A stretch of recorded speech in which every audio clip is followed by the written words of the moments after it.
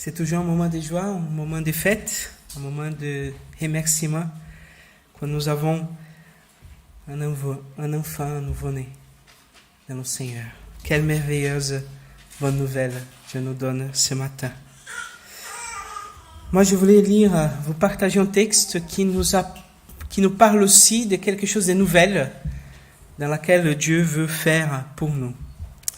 Avant ça, je voulais demander aux enfants, est-ce que vous avez déjà pris une bouteille de coca et mis dedans des petits bonbons de Mentos?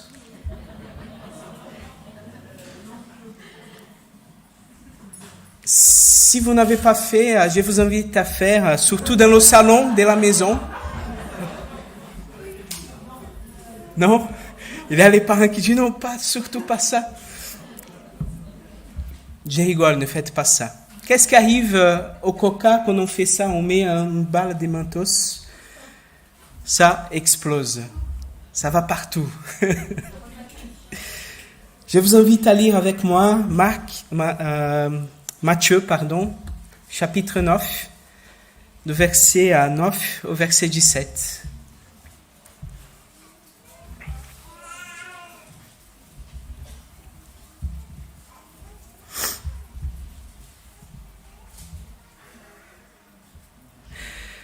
Dans ma version, il est dit, comme il s'en allait, Jésus vit en passant assis au bureau des taxes un homme qui s'appelait Matthieu. Il lui dit, suis-moi. Il s'éleva et le suivit. Or, comme il était à table dans sa maison, il arriva que beaucoup de collecteurs d'impôts et de pécheurs étaient venus prendre place avec Jésus et ses disciples. Voyant cela, les pharisiens disaient à ses disciples, « Pourquoi votre maître mange-t-il avec les collecteurs d'impôts et les pécheurs ?» Mais Jésus, qui avait entendu, déclara, « Ce ne sont pas les bien portants qui ont besoin des médecins, mais les malades. Allez donc apprendre ce que signifie, c'est la miséricorde que je veux, non le sacrifice. Car je suis venu appeler non pas les justes, mais les pécheurs. »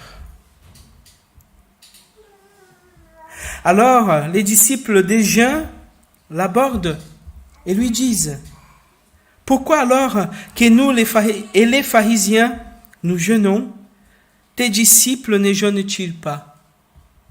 Jésus leur dit, « Les invités à la noce peuvent-ils être en deuil tant que l'époux est avec eux? Mais des jours viendront où l'époux leur aura été enlevé. C'est alors qu'ils jeûneront.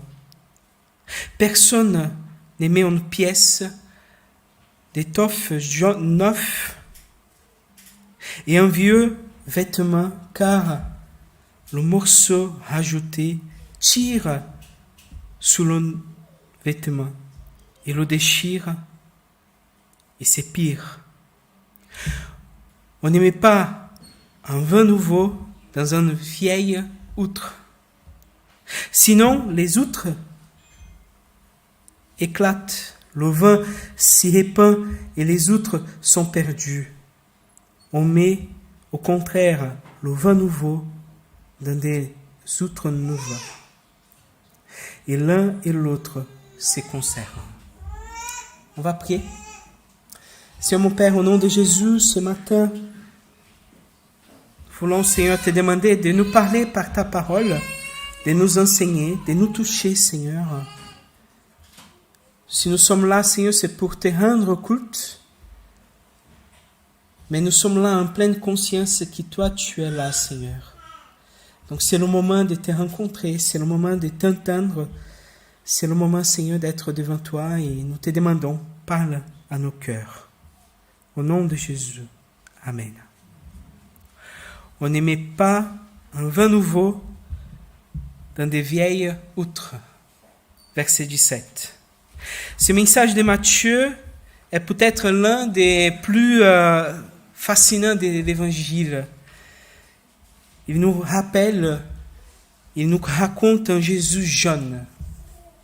un Jésus visionnaire, prophétique, un Jésus qui est d'actualité. Je ne sais pas s'il faut comprendre l'exemple du vin nouveau de vieille outre sur le plan seulement sociétal, religieux, ou s'il faut plutôt le regarder comme quelque chose de personnel, individuel, dans quelque chose que nous vivons avec Dieu, ou les deux à la fois. Ce texte nous rappelle qu'un chrétien ne peut pas qu'être jeune.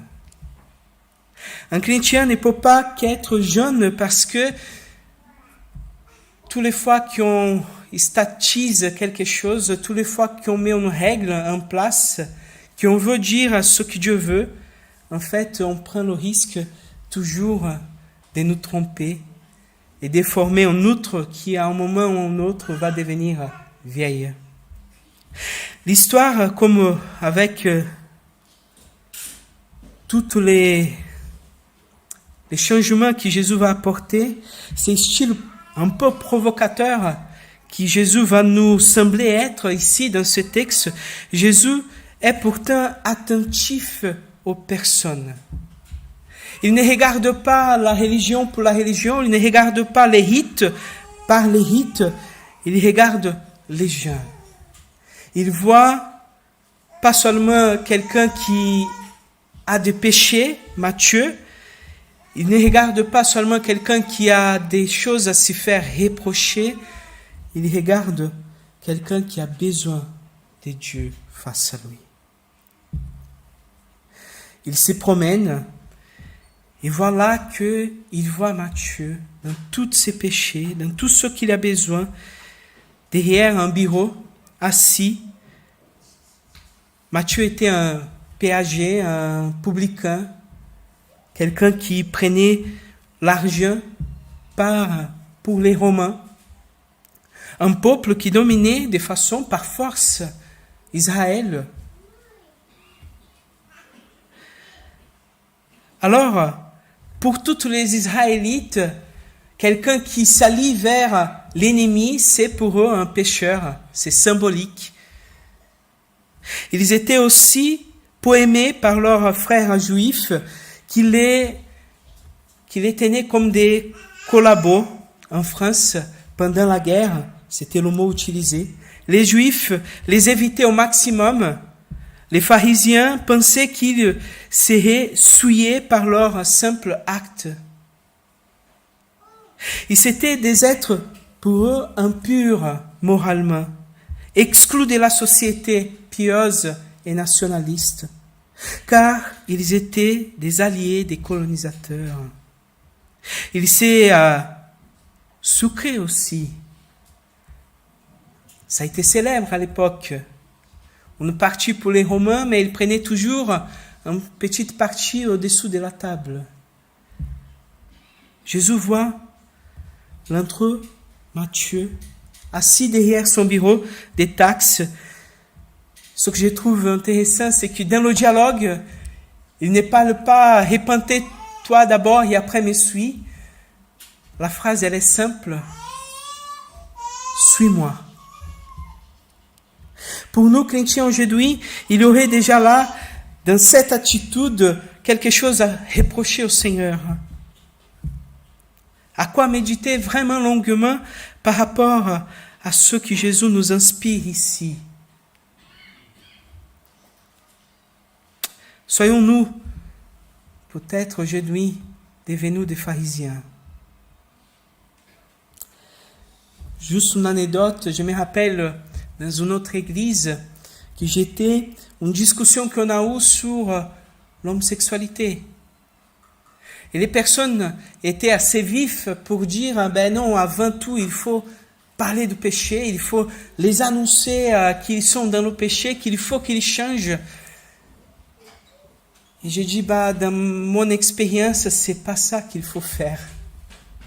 D'ailleurs, ce que je vois aujourd'hui en Jésus, c'est au contraire. D'abord, on les accueille. D'abord, on mange avec eux. D'abord, on montre l'amour.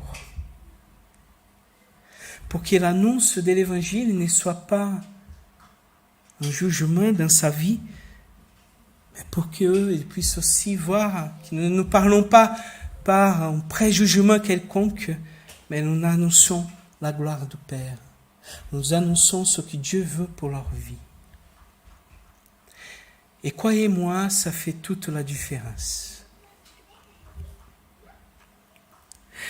Je trouve que dans notre société telle qu'elle s'organise actuellement, nous sommes entourés par des gens qui sont devenus de plus en plus marginaux de notre société, tels que les collecteurs d'impôts dans cette époque.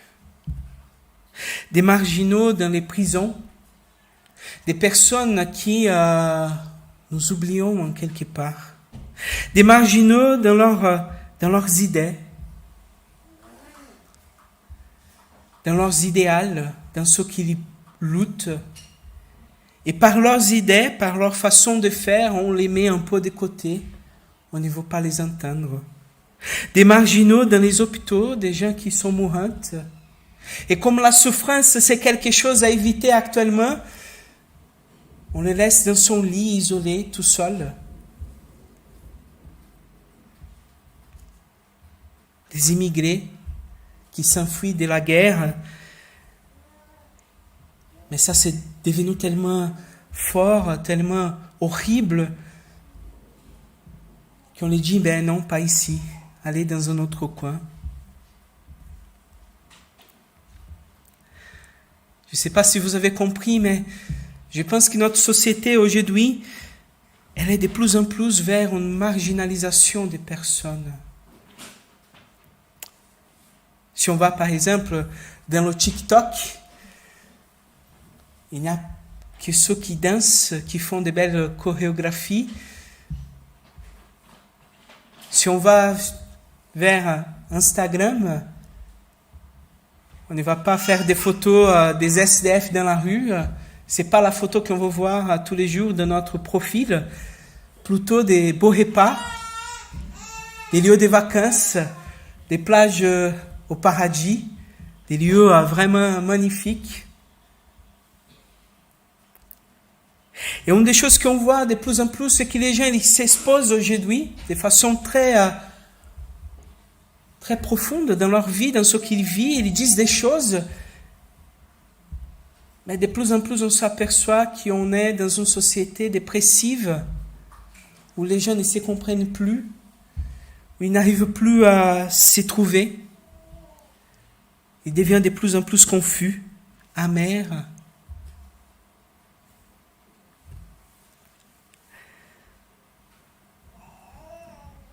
Jésus dit à Matthieu, « Suis-moi ». Ce premier contact a dû être extraordinaire parce qu'il suffit ces simples mots pour que Matthieu se sentit en confiance. Il s'éleva et il le suivit. Il va à l'encontre de toutes les règles des pharisiens et de la loi de l'époque. Il l'accueille. Et pas seulement il l'accueille, il va chez lui. Et pas seulement il va chez lui, ils mangent ensemble. Et dans le récit, on a l'impression que ce n'est pas seulement une petite apéro tout simple fait à côté un peu de cachette pour que personne ne voit. Non, il y avait une fête, les pharisiens étaient là, les disciples des gens ont pu voir ce qui s'y passait. Donc c'était une grande fête dans laquelle Jésus a fait avec les pécheurs, les marginaux de son époque. Et en effet, Jésus s'y compromet vraiment. Il va au cœur de la fête vraiment. Il se mêle complètement à ce qui se passe. Il ne se contente pas d'avoir appelé un péager. Il entre dans sa maison, il entre dans sa vie. En somme, pour rompre l'isolement des marginaux, Jésus se rend dans leur maison, dans leur table.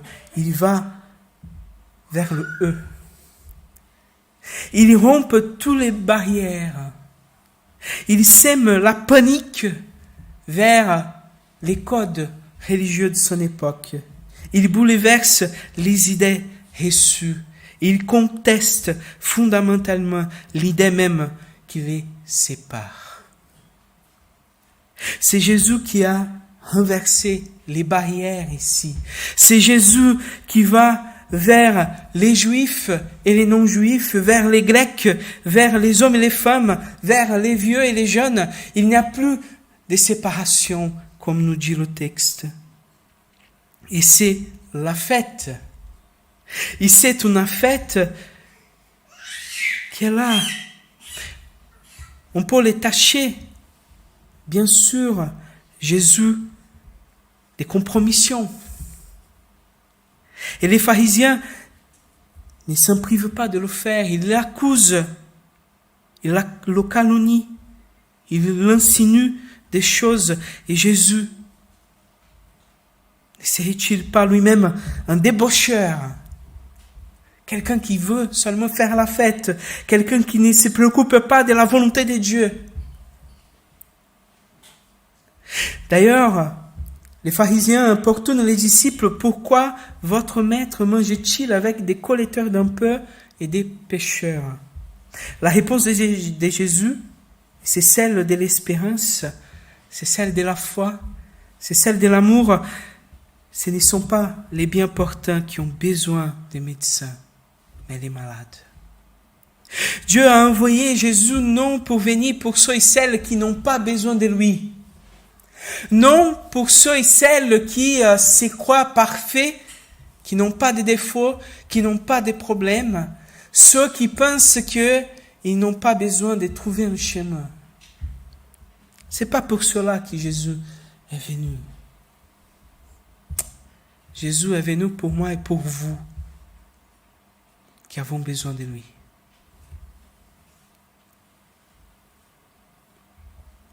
On voit qu'après, Jésus est confronté en 12e partie de ce récit avec les disciples de Jean-Baptiste. Ils ne sont pas comme les pharisiens. Ils ne veulent ni mépriser, ni exclure les marginaux, les péagers, les pécheurs.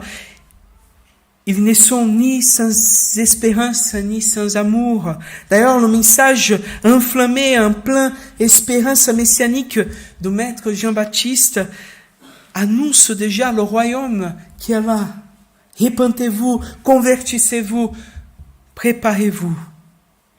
Et leur maître lui-même est austère et sévère. Vivant dans un désert, mangeant que du cliquet et du miel.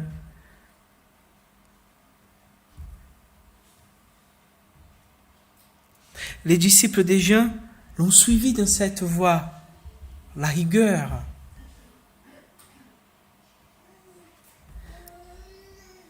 Mais Jésus annonce un nouveau temps. Un nouveau temps dans lequel ce n'est pas un moment de deuil, un moment de jeûne, mais il annonce qui était avec eux. C'est pas n'importe qui. Le mari est là pour amener son épouse. Christ est là avec eux.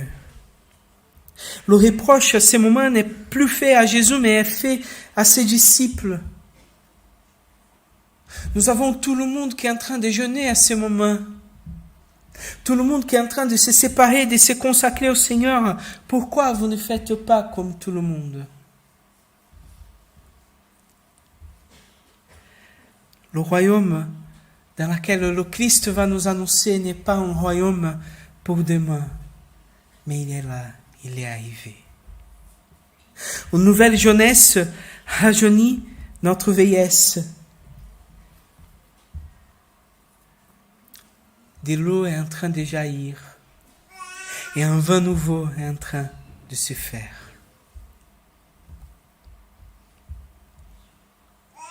Ce que je trouve magnifique dans ce récit, c'est que Christ nous annonce que le royaume, ce n'est pas seulement pour demain. Il est déjà et bien là pour nous aujourd'hui. Dans ce que nous vivons, dans ce que nous sommes, il est là pour nous recevoir. Et il est là pour faire la fête avec nous. J'ai bien apprécié ces chants si joyeux que nous avons joués tout à l'heure. Oui, parce que nous ne sommes pas dans un lieu de deuil. Nous sommes devant le Père. Le royaume est là aujourd'hui pour nous et on ne peut pas mettre ce qui est nouveau dans des vieilles structures. Cette parole du vin nouveau, d'un loutre nouvelle, du panneau nouveau, du vêtement nouveau, dans quelque chose qui est aussi nouveau, c'est pour nous dire qu'en quelque part, il faut aussi un changement. On ne peut pas vouloir recevoir ce que Christ veut nous donner en restant les mêmes. Donc il y a d'abord un côté individuel, personnel, dans ce que nous sommes. Toutes les fois où le Christ veut nous faire nouveau et que nous résistons par ce vieux homme, il y a quelque chose qui pète. C'est pas possible de tenir ce que Jésus veut faire en nous en voulant rester les mêmes. Cette parole alors vient pour nous comme une mise en garde. Comme Nina, un nouveau-né, qui va connaître une nouvelle vie, qui va apprendre à marcher, qui va apprendre à manger, qui va apprendre à parler, nous aussi. Nous devons regarder le Seigneur pas seulement pour les choses dans lesquelles nous avons entendu que les choses devaient être, mais par cette nouveauté que Dieu veut donner à notre vie. Et d'ailleurs, c'est le Christ qui nous a dit, si nous ne sommes pas comme ces nouveau-nés, on ne peut pas recevoir ce que Dieu veut faire pour nous. Donc cette parole, c'est pour nous une mise en garde vis-à-vis de nous-mêmes, vis-à-vis de ce que nous pouvons faire de nous-mêmes. Parce que c'est vrai, on peut à quel moment, à un moment ou un autre, nous croire adultes, parfaits, croire que nous n'avons plus besoin de ce que Dieu a besoin de faire continuellement dans notre vie. Et contrairement à certains mouvements et pensées, moi je crois profondément que l'œuvre que Dieu a commencée, il n'a pas fini. On peut avoir 10, 20, 30, 50 ans de conversion. Des fois, on aura toujours quelque chose à apprendre. Mais sommes-nous prêts à recevoir et à continuer à recevoir ces vins nouveaux dans notre vie? Cela, c'est vrai aussi dans nos pensées, dans nos comportements, dans notre façon de regarder la foi. Il y a cette parole de Luther qui les réformés le met toujours en place, où il pense avoir mettre en place la réforme. On réforme et on continue à réformer. Et en quelque part, la réflexion de cette nouveauté pour l'Église nous amène aussi à nous en tant qu'Église à continuellement regarder ce que nous faisons, à ne pas recevoir et faire les choses parce qu'elles ont acquis, parce que nous avons compris, nous avons toujours fait comme ça, donc il faut faire comme ça. Mais à toujours regarder à partir du Christ, qu'est-ce que nous devons faire et comment nous devons faire.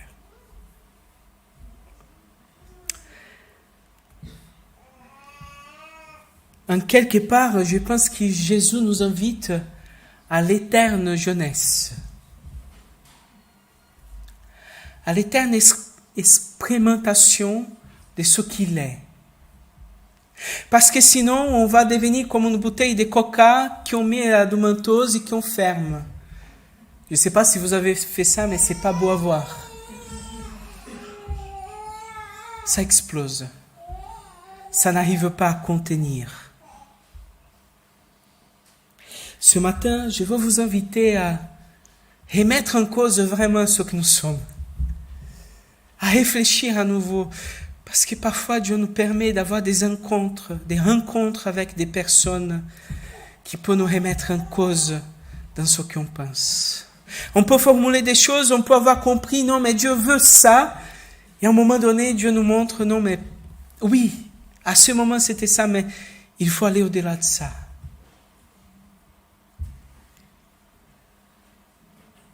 Et c'est éternel. Défi, ça nous met aussi vers quelque chose qui pour moi le texte nous parle, il nous montre. C'est que Dieu n'est pas préoccupé dans le faire, mais par ce que nous sommes. Dieu n'est pas préoccupé seulement pour ce que nous faisons, mais pour ce que nous sommes à notre intérieur. Miséricorde, je veux, et pas de sacrifice.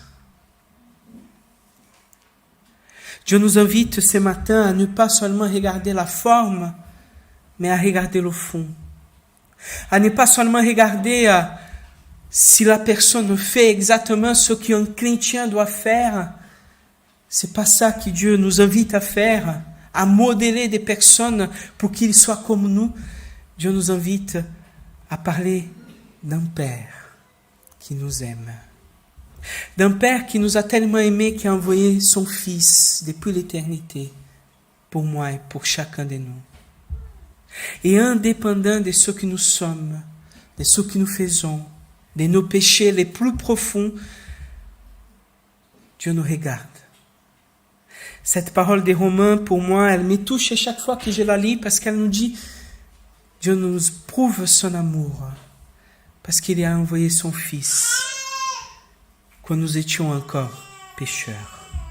Il n'a pas fait parce que nous avons fait quelque chose pour le recevoir ou pour le mériter, mais parce qu'il nous aime pleinement et profondément. Je vous invite à prier. Et si aujourd'hui tu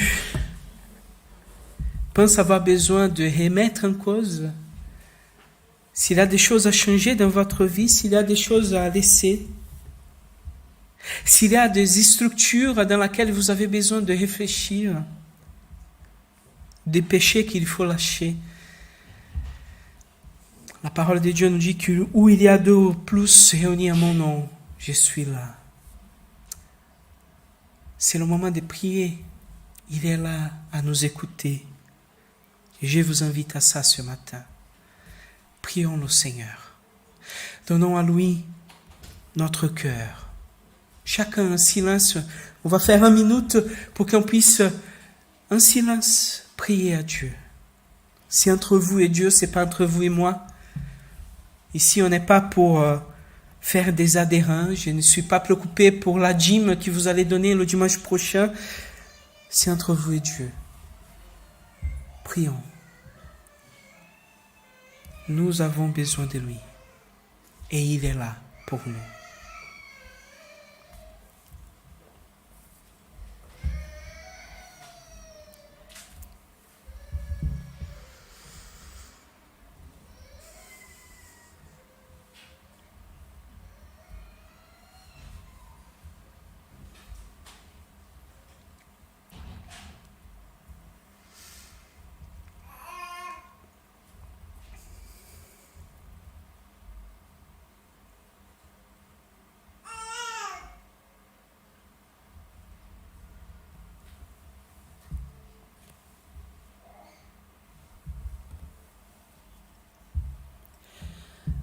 Seigneur mon Père,